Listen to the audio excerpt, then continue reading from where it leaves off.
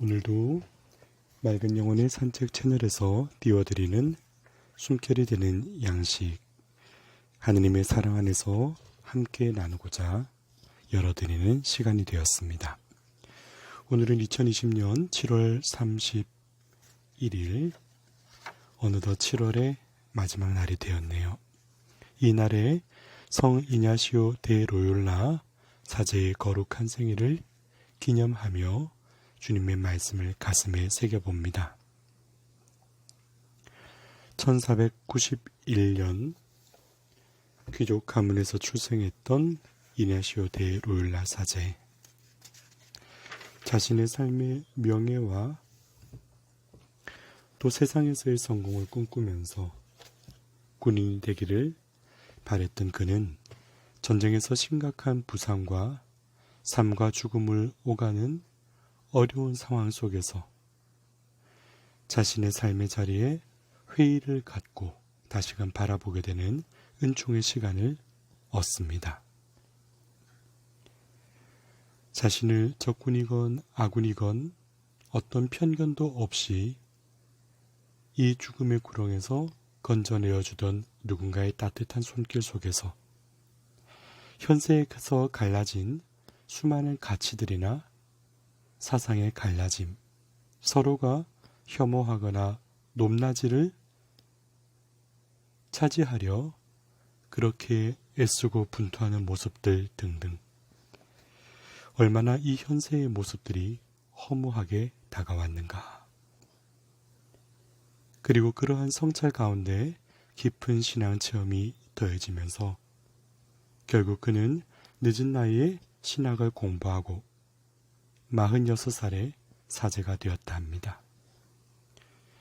이후 동료들과 함께 예수회를 설립하면서 이 세상에서 우리가 살아가지만 우리를 지어내신 하느님의 뜻이 어디에 놓여 있는가를 깊이 마음을 열고 찾기를 평생토록 갈망했고, 그에 따라 우리 교회의 참으로 소중한 자산인 영신 수련 등 또 많은 저술과 또 교육을 통해서 사람들에게 영적 가치를 일깨우고 교회를 개혁하는데 자신에게 주어진 삶의 시간들을 온전히 헌신하셨던 분입니다.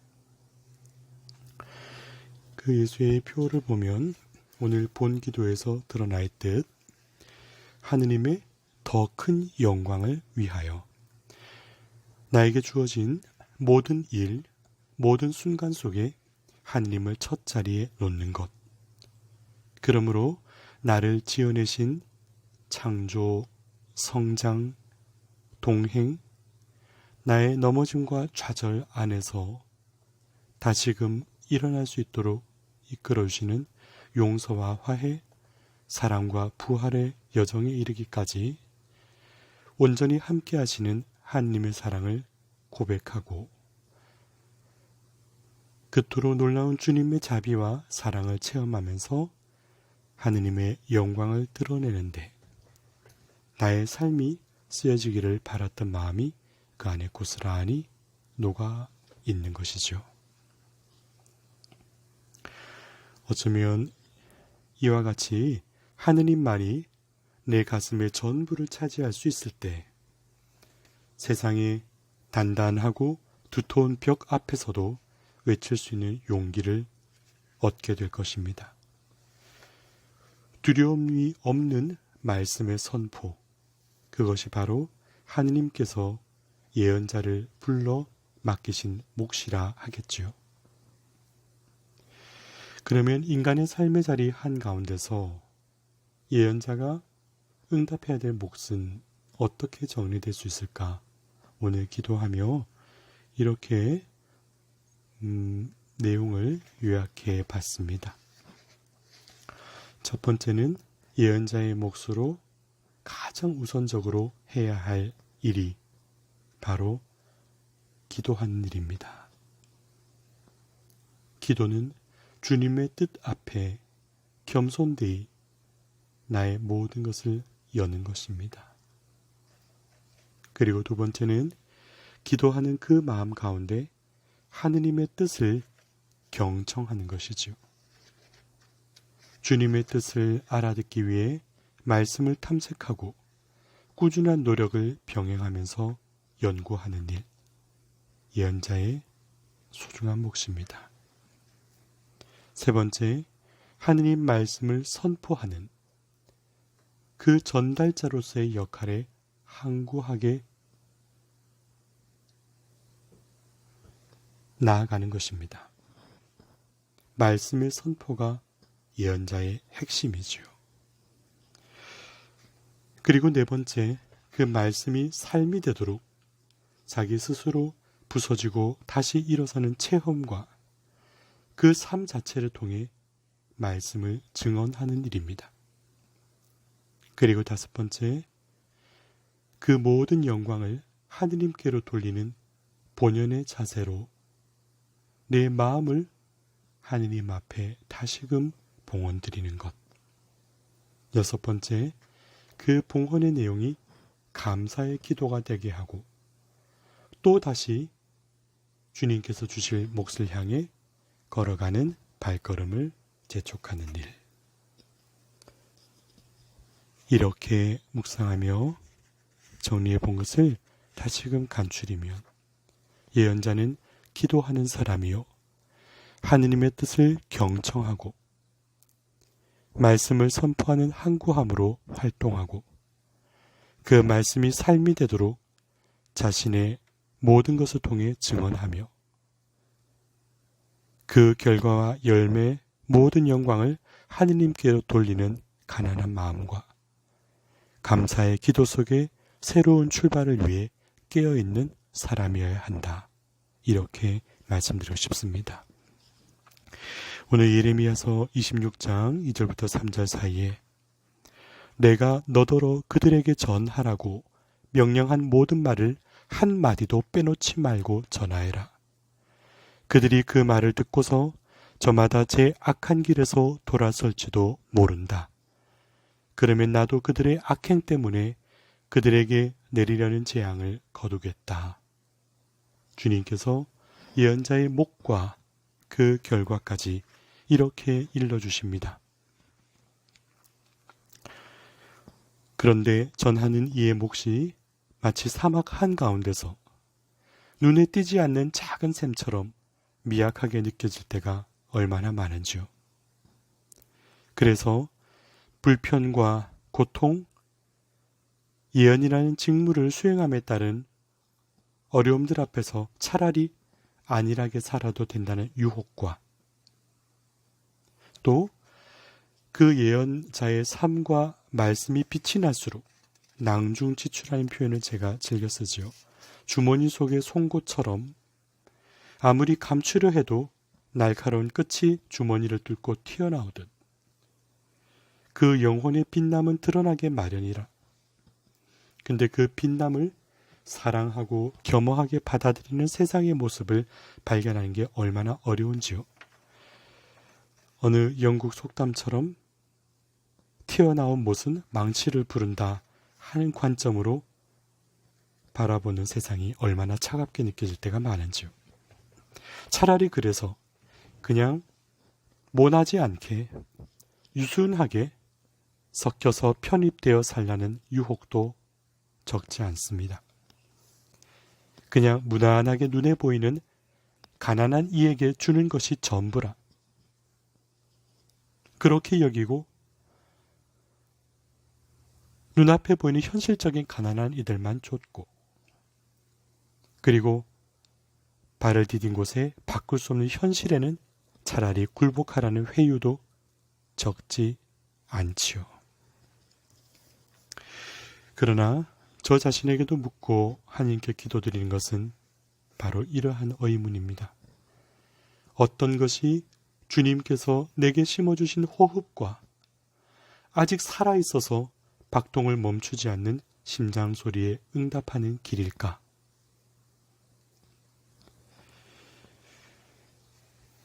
사실 예언자의 예언은 멀리서 환영받아요. 왜? 하느님께서 이루시는 역사와 변화가 멀리서 보면 눈에 띄고 주목하고 감탄할 만한 일이니까요. 그러나 예언자는 동시에 자신이 깃든 고향이나 공동체에서는 환영을 받지 못해요.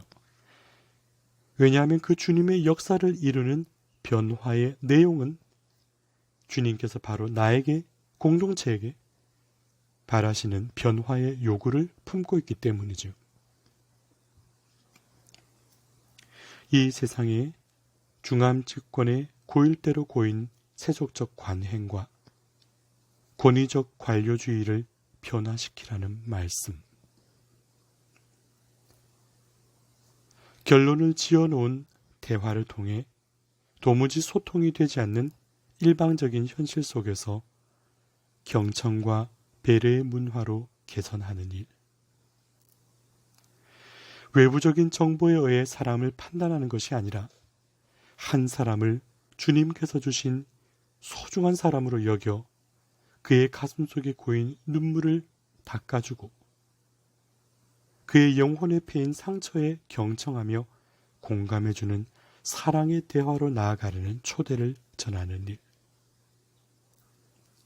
순환적인 체계를 통해 주님을 따르는 겸손한 종의 모습을 잃지 않고 섬기는 문화로 쇄신되라 외치는 일. 가난한 이가 남들 보기에 좋은 평판을 위한 도구로서 전락하는 것이 아니라 순수하고 참되며 궁극적인 목적으로서 그 가난한 이들을 기쁨으로 끌어안고 찾아야 할 복음적 응답이 되어야 한다는 간절한 기도.